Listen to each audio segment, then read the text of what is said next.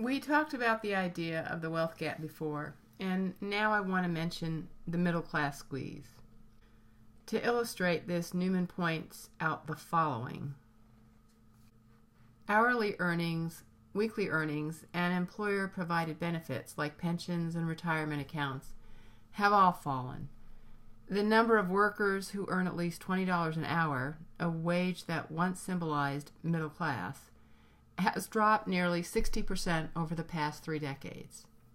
Indeed, after adjusting for inflation, the median hourly wage today is only $15.57.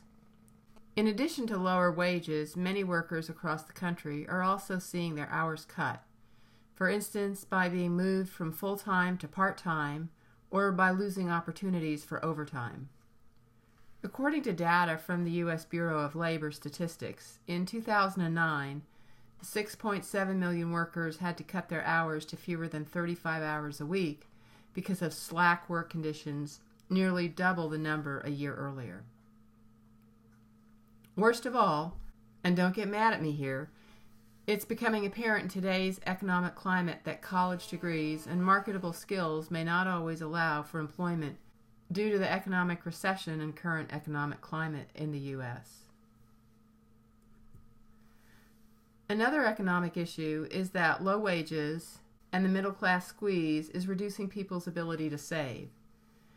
The general rule for economic health for a household is that you should maintain 6 months of income in a liquid asset account, and that means something you can readily access without taking a financial hit, in order to weather a financial emergency. 3 months is a minimum. And how many families living on, say, $35,000 a year have $18,000 in savings, or the very minimum amount of $9,000?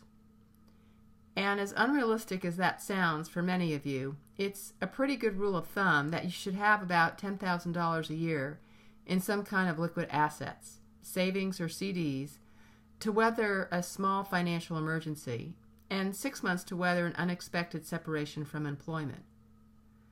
But using those formulas, Newman points out that the proportion of middle-class households that could access 3 months of lost income decreased from 39% in 2000 to 29% in 2007. So, as a result, what we see is what's known as the new homeless, middle-class families that have lost their homes.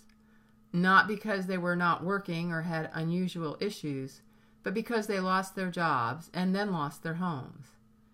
And of course, the worst housing disaster in our nation's history was the financial meltdown of the housing lending sector, which allowed people that had no reasonable expectation of being able to afford a certain level of housing to borrow money even when they had no income or no job, all for the profitability of the lenders.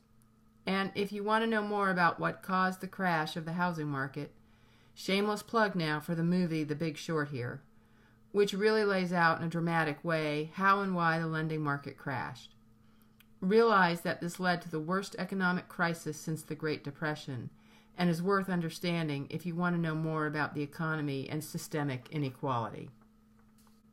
And just to be clear, it's not just those that lose their homes that are affected. Economic problems are systemic. They affect everyone, even if some people take a harder hit than others. Family and friends often have to assist when people they know cannot make a living wage.